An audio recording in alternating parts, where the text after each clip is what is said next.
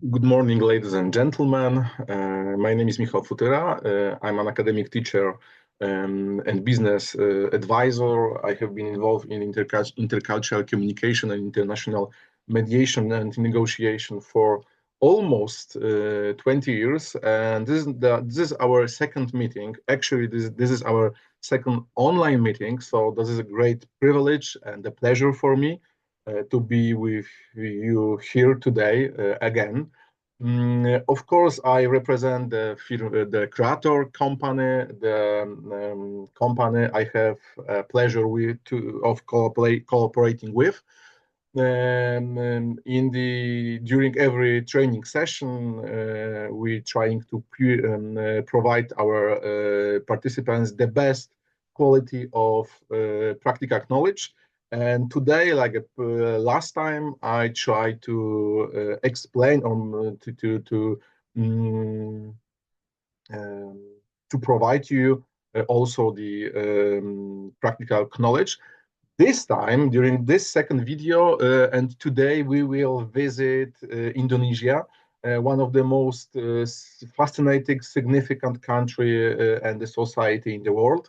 Like previous, we will try to find the answer for the question how to properly communicate and interact with our Indonesian coworkers, Indonesian partners. So let's do this. Let's go.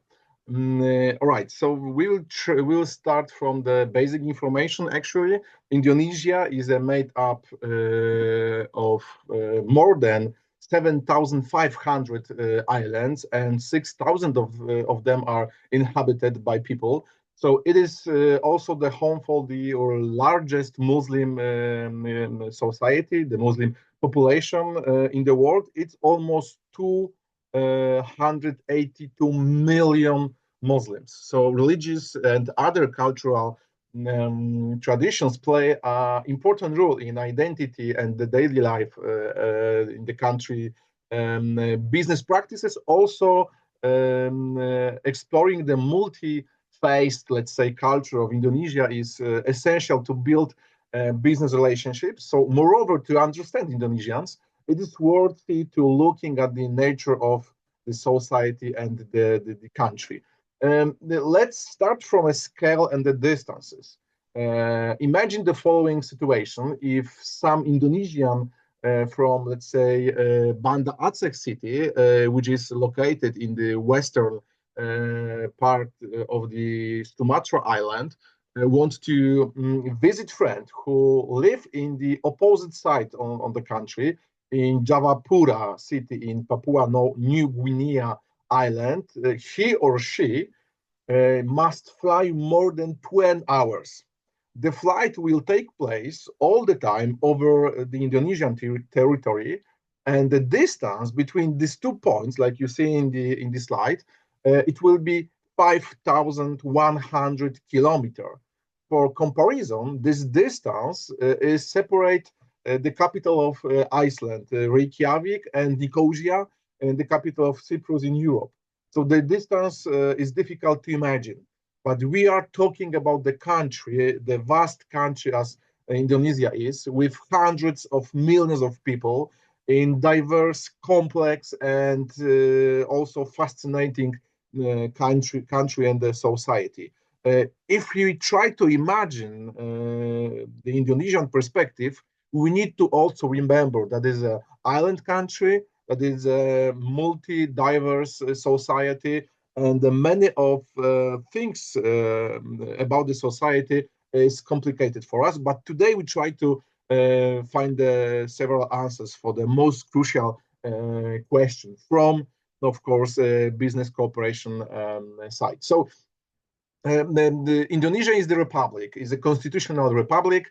And when I'm saying republic, I don't mean the banana republic, where the rules of law and the democratic values are just a facade. Indonesia is widely recognized as a democratic country since the end of the authoritarian New Order regime in the 1998. The nation has made significant strides in establishing, let's say, democratic institutions. So Indonesia holds regular and free elections. The political system is the multi-partial, and the system is also democratic. Country have diverse, active civil society and relatively, let's say, free press. I mean, free media. Of course, when we're saying the standards that have by this the Southeast Asian countries standards. So the new president elected in the 2024 is Prabowo Subianto. You can see his photo in the right side of the slide. The capital of Indonesia is the largest, is the same time the largest city in the country. The name is it's called Jakarta. We live around, and this is fascinating information, 32 million people, just 5 million people less than in whole Poland. So when we talk about the scales, we also need to remember that if we talking about the, let's say, small cities in the Indonesia, that small cities still are, let's say, city where live 1 million or more and more people. On the economic front, Indonesia boasts a nominal GDP around $1.4 trillion in the 2024, and it is one of the highest rate of Southeast Asian countries. Indonesia is the still developing country, is a richer and richer in each year, but still in the group of the developing country. The country's economic landscape is broad and robust, spanning several, let's say, key industries. So the agriculture will be the most important. Indonesia is a major producer of palm oil, rubber, cocoa, and the coffee, also feeding not only its people, but also supplying into the global markets.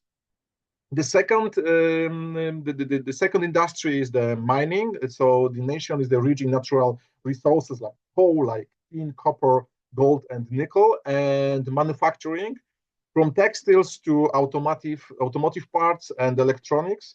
Many global brands right now are moving on from China to Indonesia because, of course, the labor is cheaper than in the mainland, Indonesian mainland.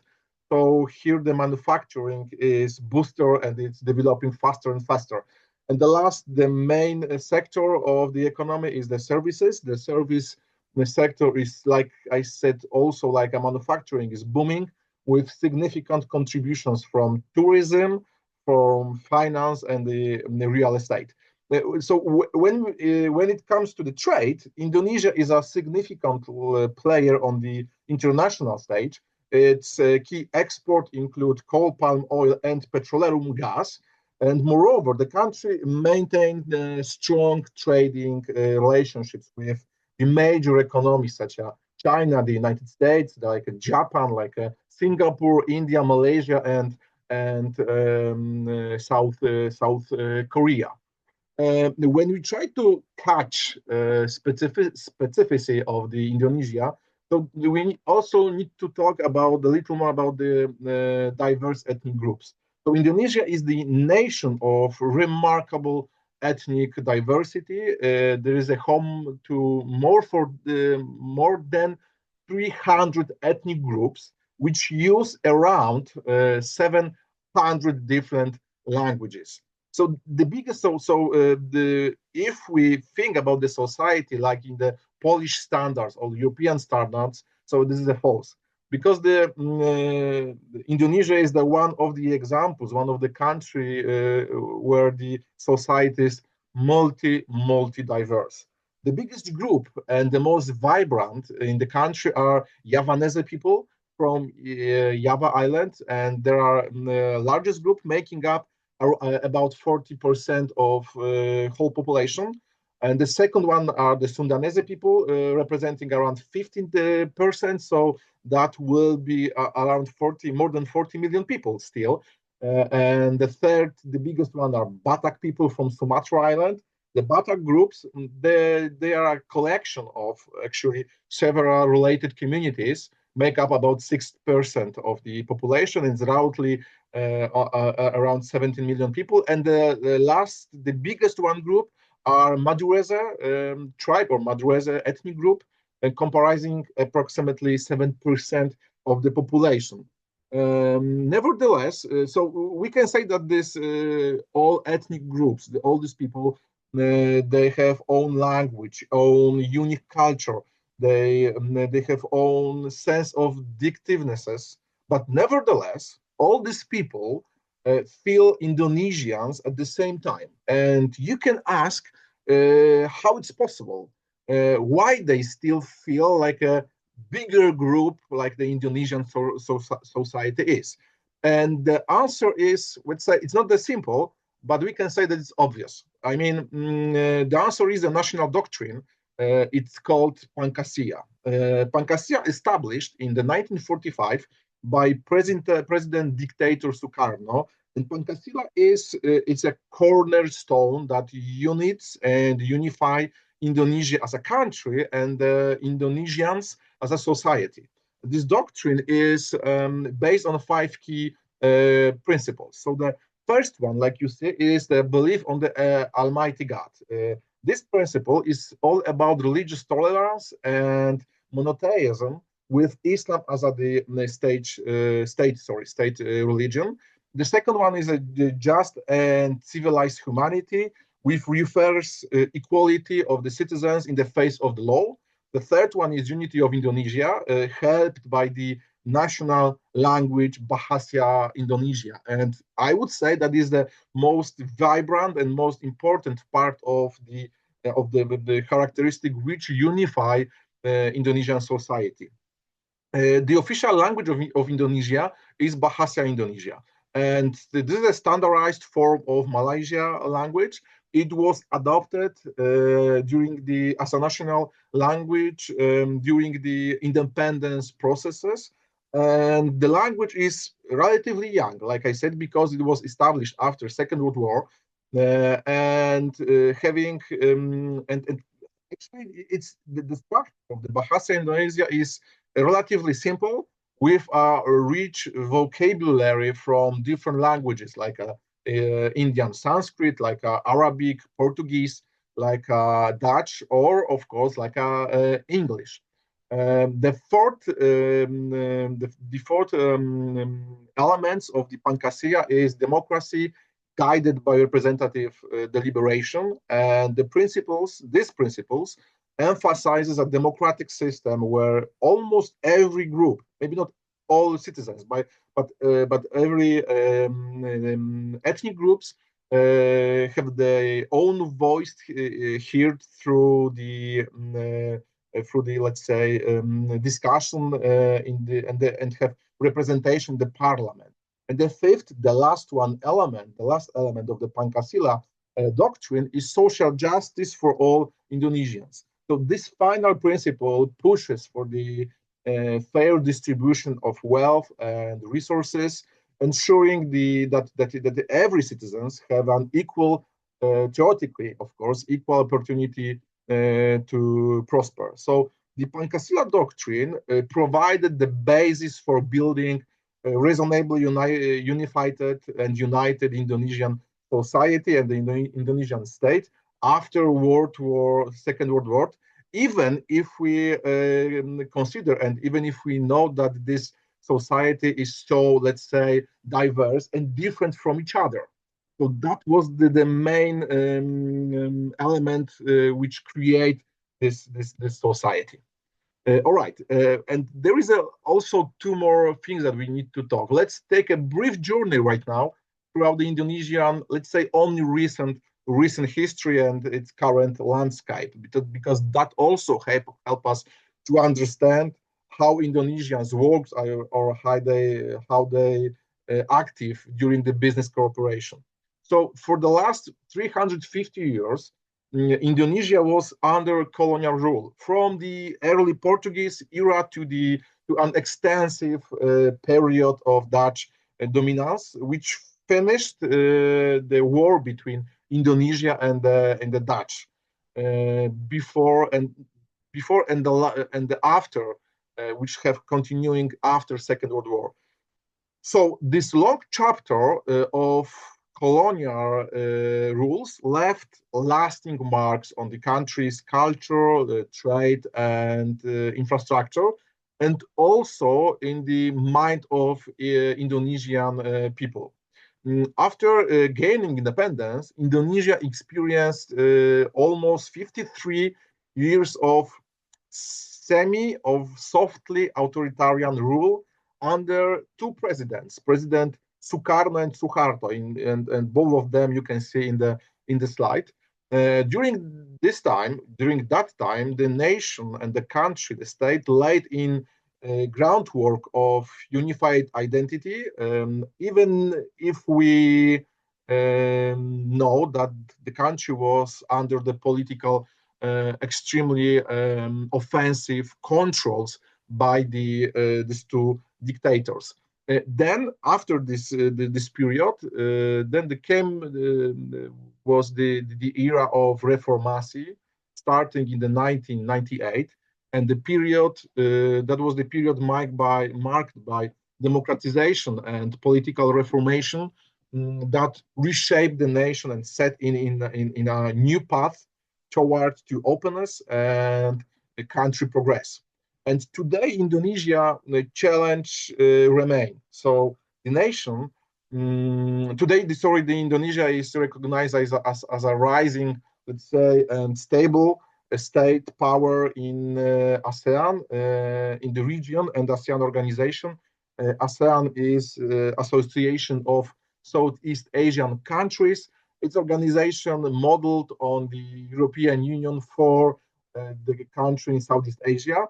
The country let's say, with balancing and a strong economic growth and with a strong sense of meaning, and have the Indonesia have the listened voice in that part of the world. So, but also we need to remember that this country is still challenged to many, let's say, modern things, like the nation faces complex issues such as Papua conflict in the Papua New Guinea island, also Islamic terrorism in some part of the country, especially in the north part of the Sumatra island, in the biggest island. The high rank of deforestation in some islands, and the significant impact of climate change and natural disaster, unfortunately. Climate change hits Indonesia very hard. I would say then harder than in the other country in the world. And I can give you some example. For example of that will be this situation is Jakarta, because the Jakarta is fastest sinking city in the world, the fastest sinking in the world. On average, some parts of the city, of the capital of the Indonesia, are subsiding by about 7.5 centimeters per year. And in the certain areas, the rate can reach up to 25 centimeters annual. So 25 meters, the centimeters of the land is disappearing because of climate change. This significant substances is mainly due to extensive groundwater extraction combined with the city's soft soil composition and the rising, of course, sea level. And the city is disappearing in the sea inside. So people who live there, they see this process, and this is devastating, of course, for the country. And because of that, there is a reason why the Indonesian authorities are implemented a couple of years ago the Nasuranta 2045 project. The Nasuranta 2045 project is Indonesia's visionary plan to create a new capital in East Kalimantan Island before 2045. The new capital, that you can see some picture of this capital, will be a model of sustainable urban planning, integrating smart technologies, eco-friendly industries, and the infrastructure, and a green design. So some building, like you see, have already been constructed, and a race against time is underway to complete the city as quickly as possible before, and that will be strange for you, maybe strange, that I will sound for you maybe strange, but before the Jakarta will completely flooded and disappeared in the city, in the sea. Sorry. So I hope we should have a hope that they will finish and this project will finish in a positive way.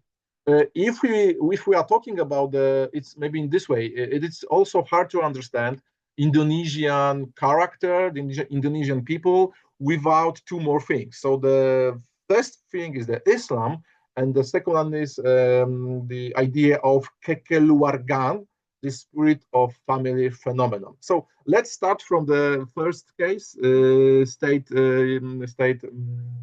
religion. So the Islam first arrived in Indonesia between 13th and the 15th century, introduced by Arab traders. And this is important because this peaceful arrival allowed Islam ideas to blend naturally with local culture, with the local beliefs. By the 17th and the 16th and the 17th centuries, powerful Islamic sultanates, let's say the kingdoms like Aceh, Demak, and Mataram emerged. And these sultanates integrated Islam values with indigenous traditions, laying the groundwork for a distinctive Indonesian interpretation of Islam. So Indonesia Islam is far away from Arabic form that we know from the, let's say, television from the media. Islam in Indonesia often merges vital local beliefs. For example, the Slametan, a communal prayer with meal ritual, reflects this harmonious blend of islands tradition. And within Indonesian Islam, there are two main, let's say, streams, two main ways. The first one, it's called Abangan. The more common is a more mythical but also tolerant form of Islam, primarily found in Java. And the second one, Santri version of Islam, is a more orthodox approach that emphasizes Sharia law, especially prominent in Aceh, in Sumatra. But what is important in the case of Islam in the context of Indonesia is that generally Islam in Indonesia is conservative, but at the same time egalitarian, peaceful, and liberal, and also non-orthodox. And like I said, that is characteristic of the national religion, which is much more different than the Arabic version, especially from the Arabic Peninsula. Okay, and the essential cultural value in Indonesia is what I said previous, kekeluargaan. And there is no one simple word that will describe what the kekeluargaan is, but we can call it that is the spirit of the family. The spirit of the family, or kekeluargaan, in a business context, these values goes far beyond the traditional family unit. It shapes the way people interact in the workplace, fostering a deep sense of belonging. So the belonging, the loyalty, and the social responsibility. So when we talk about the kekeluargaan, we need to remember that this phenomenon have many meanings in the same time. So let's break down only to some key elements of this idea. It's also important to you as a leader to know what this is, because that will help you to understand what is the leading in the context of Indonesian co-workers. So the first element is the mutual care and support. So colleagues help and look after one another, creating an environment where everyone feels valued, feel good. The second thing is the collectivism. So group interests take priority over individual needs. Third one is trust and loyalty. So people feel the strong bonds and formed both personally and professionally, leading to reliable and committed workforce. Hierarchy in nurturing, leaders act as mentors, guiding the teams, the counterparts with compassion and, let's say, in the supporting way. And the common the conflict avoidance is the second element of the Kekelu Warganes. So emphasizes its place on maintaining peace and diplomacy, ensuring that the differences are resolved amicably, maybe this way, and willingness to sacrifice. So there is a readiness to put group welfare above self-interests. So um, like you see, there's the Kekeluar lines have different meanings, and it means many of different things in the same time. But if you are a leader, like I said, on Indonesian employees, you should remember that they will expect from you what they expect from you as a chief. And of course, it's difficult to be like that, be the Kekeluargan. It's difficult to implement, but still possible, of course, in some extent. Right. So now let's say sorry consider some cultural differences and cultural similarities. Like a last during the last video, we tried to find to catch what is common and what is the difference between Polish but also European workers, people who are active in the business context, and what is also different and similar with our Indonesian partners. So the first thing is that the Indonesians are extremely, I would say, holistic thinkers. So in this case, in Indonesian business context, a typical employee is expected to see the big picture, understanding not only what they do, but also the background and purpose behind each task. So this broader perspective help Indonesian to realize how they work, contributions to the overall success of the company, and of course, success of the group. The work environment emphasizes a fair division of tasks, but respecting a traditional hierarchy. The gender often considers also the age and the personal status in the group. In this setting, the self-initiative is typically not the norm. You should, as a leader, do not expect the self-initiative because usually, normally, workers, Indonesian workers, like Filipinos, they are waiting for instructions from you what they should to do. At the same time, there is a strong sense of shared responsibility between people in the work group. So they often express this through languages like we and our obligation. This is our work, not emphasize me and let's say what I should to do. Much more important is the group and emphasizing, like I said, we, our collective activity. Right. So the mindset answers. So when we talk about this, also this mindset answers the common question many employees might ask: Why should I do the task? Because they need to understand what is the main goal to working activity.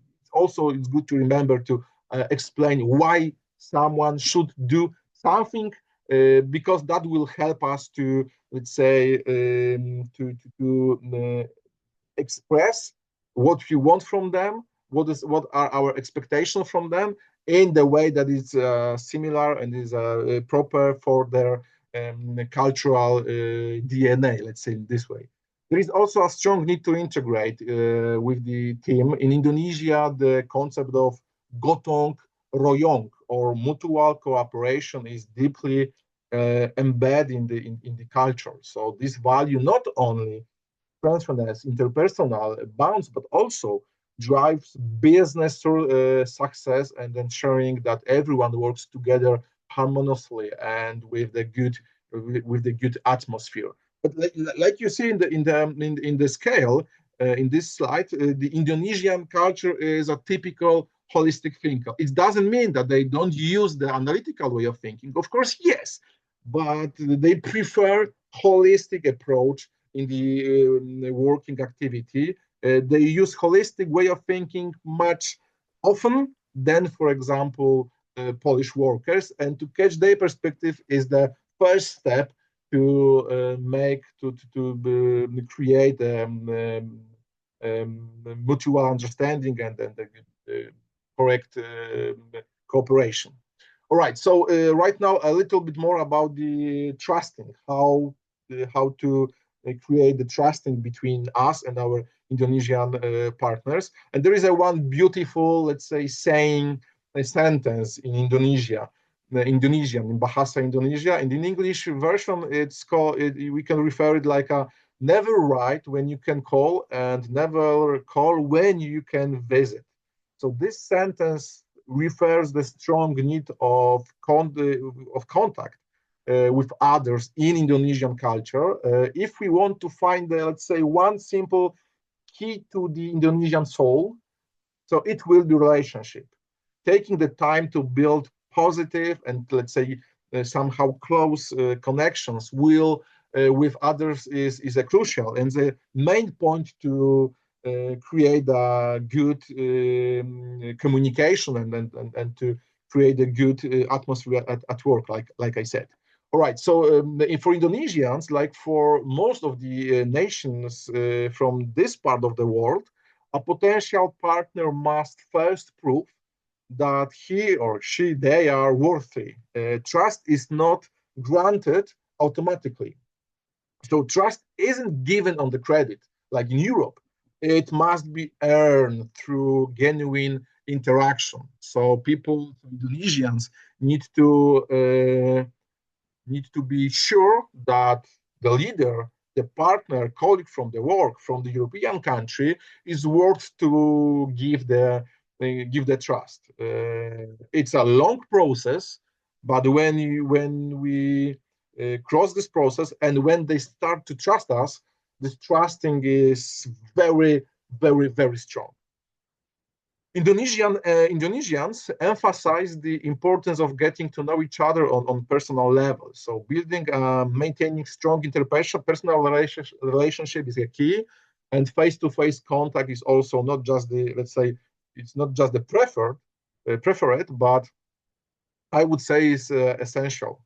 So this approach reflects deep-rooted cultural values where trust and mutual respect are developed through direct personal engagement. So in the Indonesian culture, a person's word is often a building as a written contract, a tradition that stems from long-standing customs and the importance of personal honor. An interesting fact is that this practice echo the Indonesian concept of datat, which governs customary laws and emphasizes community, harmony, and mutual respect. So this cultural background reinforces the idea that relationships are the cornerstone of business and business cooperation, where every verbal promise is taken very, very seriously.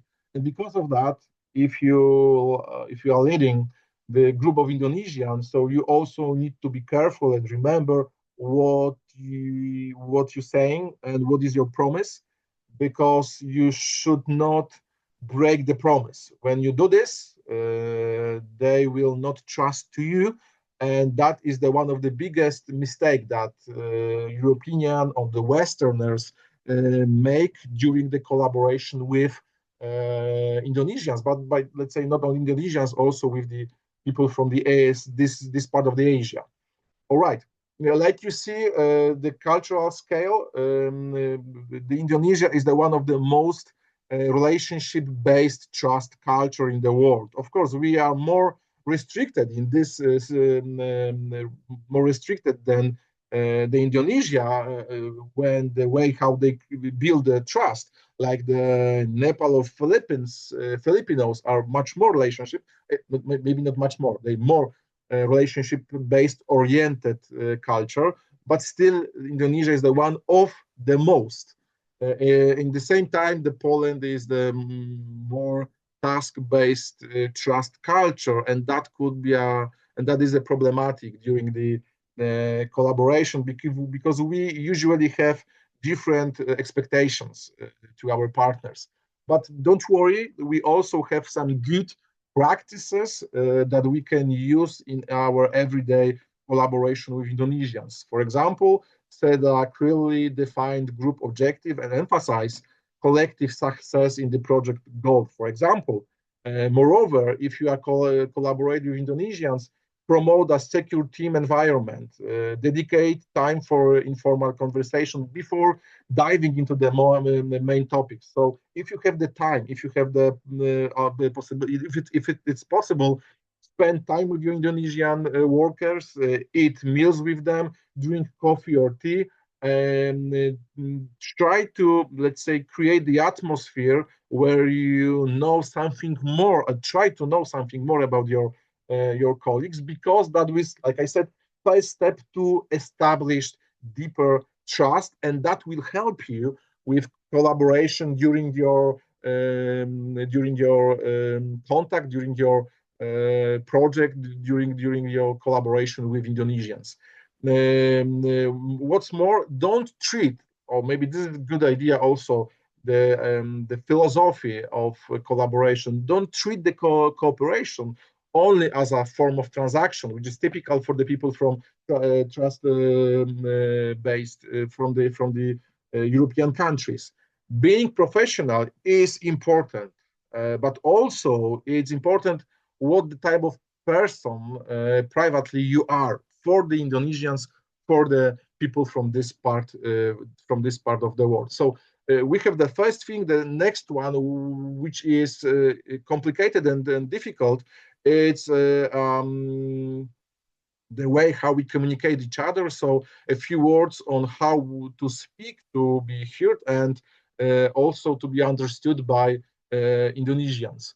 And in Indonesian business or Indonesian way of communication, this way of communication is distinctly high context. And that means that a lot of meanings is conveyed through non-verbal communication, non-verbal cues, by context and subtle hints, rather than just the spoken and verbal words. So, for example, when you're discussing a proposal, or when you're trying to explain something for your to your Indonesian coworkers, they may not say no directly if they disagree. They instead a pause, a slight change in tone, or comment like, well, that will be difficult to do. They prefer this way of signal of disagreement. So to be careful, and you always need to listen what they say, because they look on the act of communication, like in this infographic, like a let's say open windows. There is a many elements that take a place with the act of communication. They reading between the lines much often than you doing this. So that could be a potentially problematic, but also when you collaborate and when you communicate in everyday activity, we can hear something more, and we can learn this way of communication to understand some nonverbal signals. But the crucial is to be open for this aspect, and to also remember these differences. All right. So like you see, the Indonesians are the one of the highest context communication culture in the world, and this way of communication is the standard for them. So it's also good to know that you, as a Polish or European, you are from the low context communication culture side, and you need to be very, let's say, focused to catch this non-verbal or this communicates or the signals between the lines. Also, we have some good practices when we talk about the communication strategies. And for example, one of the best idea is asking as many clarifying open questions as possible. For example, rather than simply asking, will you finish this task for tomorrow? You as a leader may ask, what is the chance that you will finish the task for tomorrow? If you give them, if you support them open questions, so there is a possibility that they will say if something is not, if something is wrong, or they don't know how to do something. Because if you, let's say, saying or asking 0, 1 using the 0, 1 method, that's possible they won't tell you this what is the point of disagreement for them. So first thing, open questions. Second thing is, as a leader, you should also provide a holistic view of any problem or any, let's say, complex situation. Instead to isolating an issue, explain how a delay, for example, in task can ripple through the project, causing complications elsewhere, for example. This approach helps everyone understand why timelines and accuracy are so crucial with cooperation.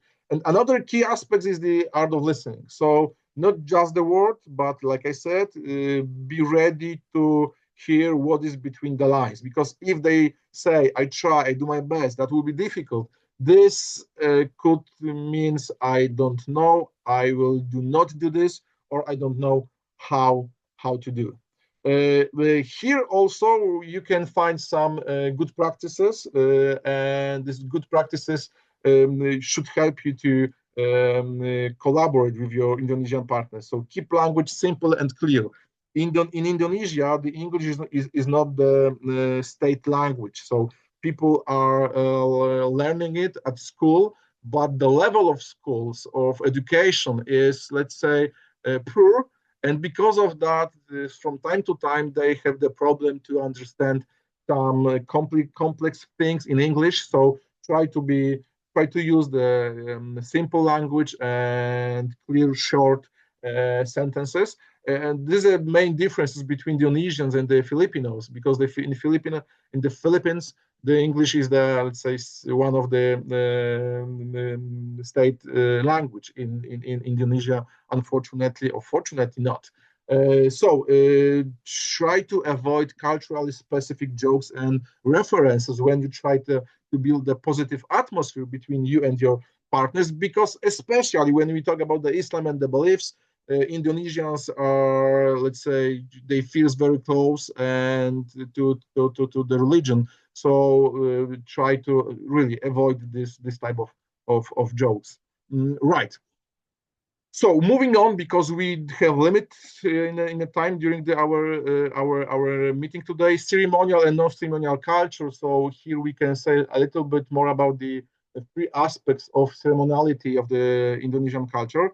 In this point, we should remember about three main elements: the personal distance, non-verbal communication, and the naming standards. Yes, I said naming standards because they are totally, maybe not totally, but very different than European standards. So because of that, let's start this module from the naming standards. What can be strange for you somehow? The Western concept of naming standards is not exist in Indonesia. So when you talk about the Western standard, I'm saying that we have the, let's say, first name, middle name, and the family name, and this is our standard. So in the case of Indonesia, we should remember that we have 4 different naming standards. So the first one is single name. We call it mononymic. So many Indonesians, especially who born in Java or Bali Island, they have only one name without surnames. For example, Sukarno, Suharto, or Basuki. There is only one name and it's all. The second standard is two-part or multi-part names. So the modern Indonesians often have two or more name components. For there is no strict surname structure. So they have only names and two or more names. Example, the previous president of Indonesia, his names was Joko Widodo, and that was all. Two names without surnames. Another example, Megawati Sukarnoputri. Two names also without surnames. And everyone knows that, I mean, everyone in Indonesia knows and recognize that the names are enough to recognize who is who. Okay. The third thing is a patronymic names. We can call it like a father's name. Some groups, particularly Muslims and the Batak from Sumatra Island, use the father's name as a part of the child's full name. For example, Hatta Rajasa, Hatta, the son of Rajasa, and the same when we talk about the Muslims, like Muhammad bin Ali, Muhammad bin son of Ali. So we have this father's name, and the closest to the European is the family surnames. So certain ethnic groups in Indonesia, such as Batak also and Minahasa, they pass down fixed family surnames like Siregar, Manulang, Lumintang. So these are surnames, and that with, like I said, the closest to the European standards. We also have the titles and, let's say, religious inspired names. So the titles are, let's say, close to the past standards, like, for example, Raden or Gusti. So this is, let's say, the noble lineage, this information about the noble lineage of someone, and the religious inspiring names, like, for example, Johannes or Cristano. It's, of course, about the past, post-colonial or colonial past Indonesia. So, like you see, there is a, let's say, difficult to know who is who using only the names. So when you collaborate with Indonesians, the best solution is just to ask how to name our colleagues, because it's extremely difficult to know or to guess what is the name, what is the surname, or how to use these names during the collaboration. Right. The second thing is that when we talk about the ceremonial things, it's the personal space. In the personal space, I mean, this distance between the people, which is a standard for the group. So first we have the intimate distance, and in the case of the Indonesia, the standards in the intimate distance is from 0 to 30 centimeters, and this is the space reserved for close family members, partners, and the friends. For Polish, in Poland, the standard of this intimate distance is around 50 centimeters. So the much more important for us is the personal distance and the social distance, because these two distances are shortened than for Polish culture standard. So in the case of Indonesia, the personal distance is the distance typical for the colleagues from the work, and from them is for the Indonesian is the between 30 to 80 centimeters, and for Poles the standard is from 50 to 100 centimeters. So we need more space when we talk with someone, and Indonesians they're trying to shorten the distance, and from the cultures which we called cold culture, this distance is too close, and then we automatically trying to escape, and that could be problematic for cooperation when we do this during the interaction. So remember about this different space standards. A couple of words about the non-verbal communication. So physical contact, the first is, so they keep physical contact minimal, and it's good information. A handshake is acceptable, but unnecessary, and it's not necessary, or maybe this way. Especially, it's forbidden to touching, for example, the head is, this is the best to avoid it. Eye contact, moderate eye contact is the norm. When Indonesians speaking to someone older or higher in the hierarchy or the higher status, it's respectfully to lower your gaze. So prolonged direct eye contact can sometimes cause discomfort for them.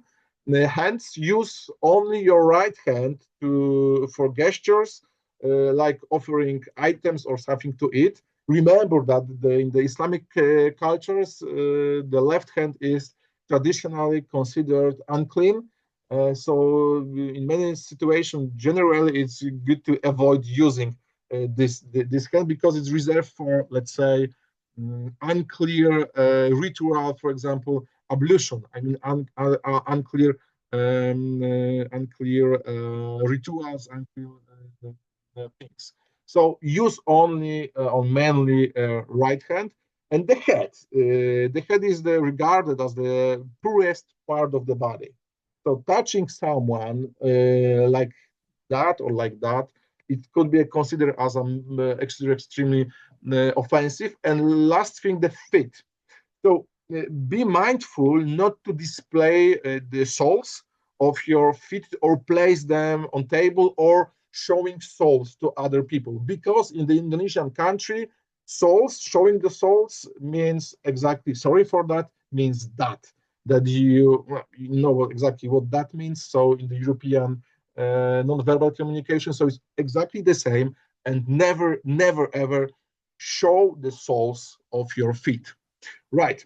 The difficult art of saying no. Let's focus only the most crucial things, because this time I want to don't take you more time than 1 hour. So I try to refer only the most, let's say, important crucial things. So when we consider the art of saying no or confrontational on non-confrontational countries, we need to remember that the Poland and the most of European countries are confrontational cultures. So for us, saying no in the simple way, into face to the other people, it's the standard, and we have the problem. We don't have the problem with that. So this Indonesian culture is avoiding confrontational culture, and that could be also problematic when we have for example, conflict at the workplace, and when we use our normal standard to saying no, or to, let's say, saying what is going on wrong, because we will spell it, let's say, in the open way, and Indonesians don't doing this in this way. Moreover, we also remember that the Indonesians are like most of the Asian countries. We have here the concept of face, and that it's called Kelinangan Muka, and this is crucial because face goes beyond the literal meaning. It represents the dignity, honor, and the social standing. So preserving face is about maintaining both personal and the collective respect within the community and the workplace, and in the workplace. So when we need to explain some negative information, we should always doing this one-to-one and with the subtle, let's say, soft way, without strong categoric words of sentence. Because if our partner lose his face because of us in the group, in the group of the colleagues from Indonesia, so for him, when he lose the face, for him the signal is simple: you started the war with him during the cooperation. So avoid that. Never do this. Never do this in this way. And here you can see why that situation, saying no in your standard way, could be a problematic, because there is the Indonesian culture is the restricted, the most avoid confrontation, disagreeing culture in the world. There is Indonesia and nothing more.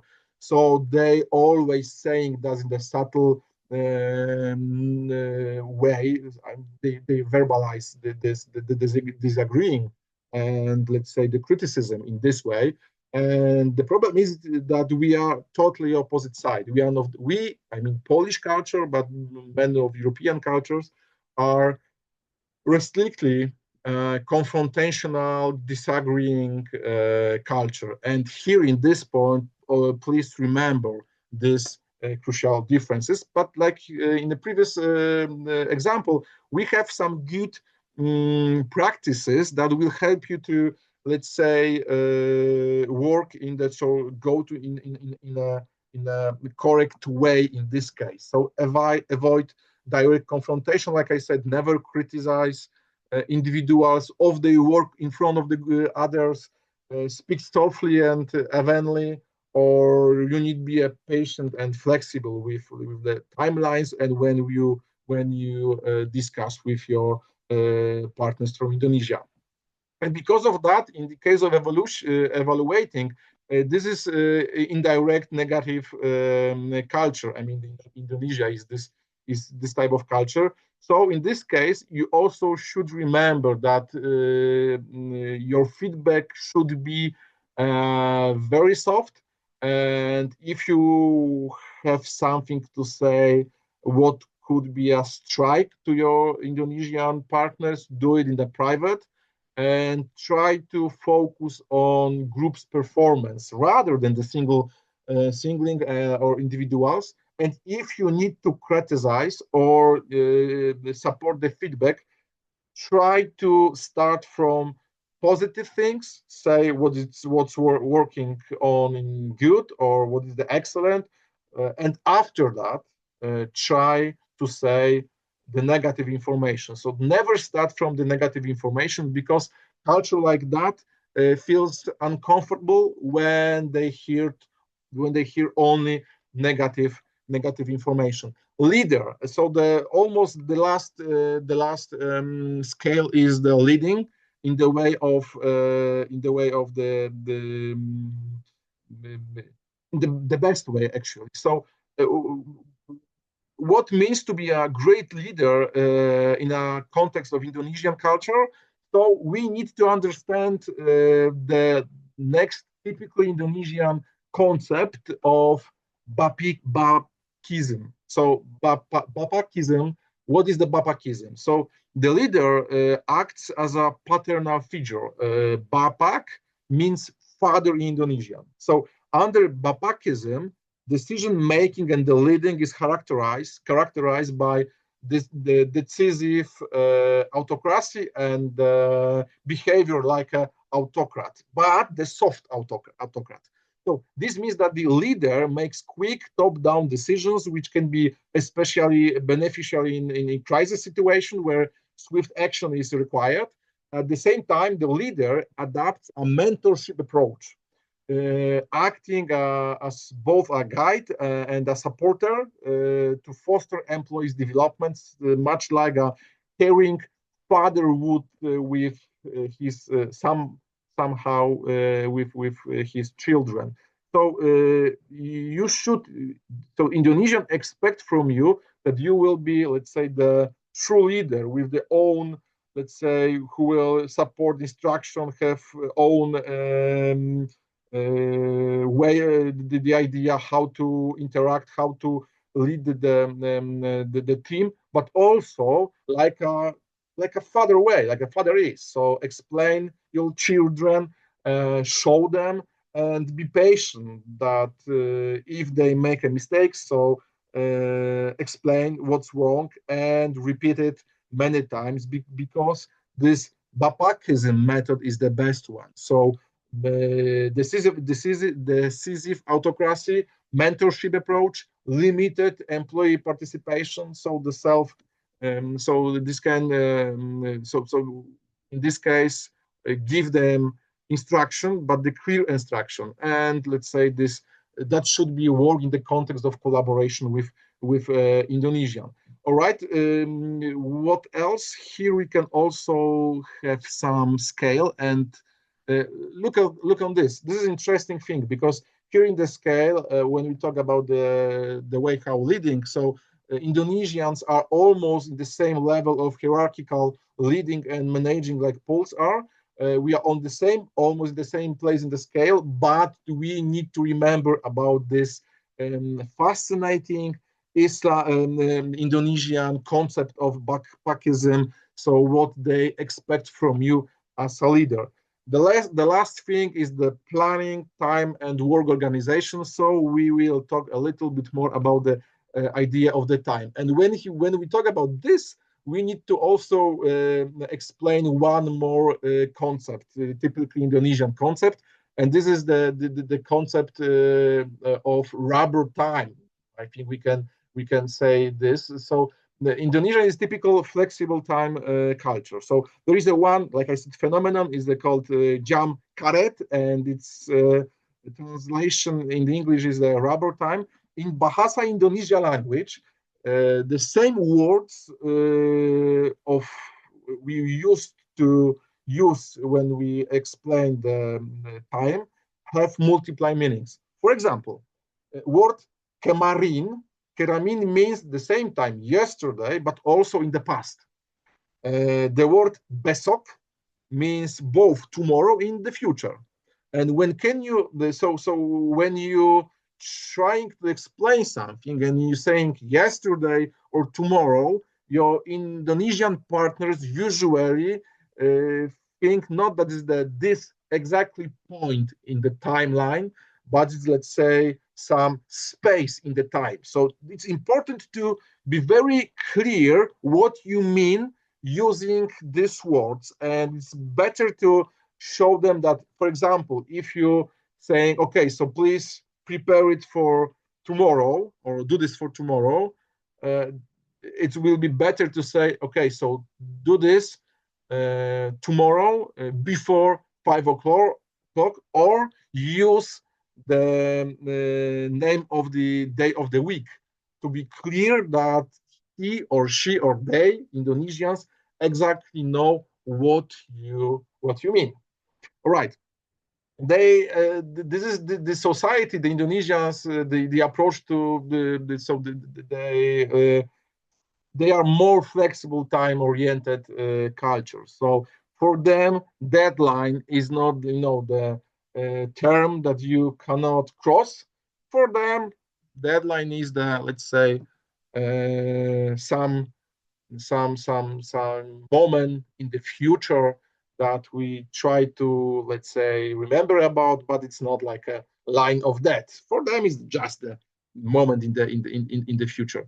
So because of that, we used to remember about some good practices. For example, try to put the impact when you're trying to using the timetables or some timelines in the project, repeat what moment the task should be finished. So try to be always remember that they they think about the time like totally different than you. So the follow the timelines, deadlines, but also have in your head that for them it's not the typical. So there is the only one solution. You must check, and again check the status and the timelines to ensure that everything is on track. So you need to be checking authoritarian leader when you collaborate, but the authoritarian leader who can explain things many times and who is a patience for some mistakes. All right. So in this case, we need to finish because there is almost 1 hour of this video. So what can I say more? I think it is all for me. I hope this short presentation will help you to understand your Indonesian coworkers and also help you to with collaboration with them. I'm sure it will be this collaboration will be an exciting and fascinating journey for you. I keep I keep crossing my fingers. I keep my fingers crossed for you. I wish you luck, and remember, be open for your colleagues from different cultures because they are fascinating people. Take care. All the best. Thank you very much.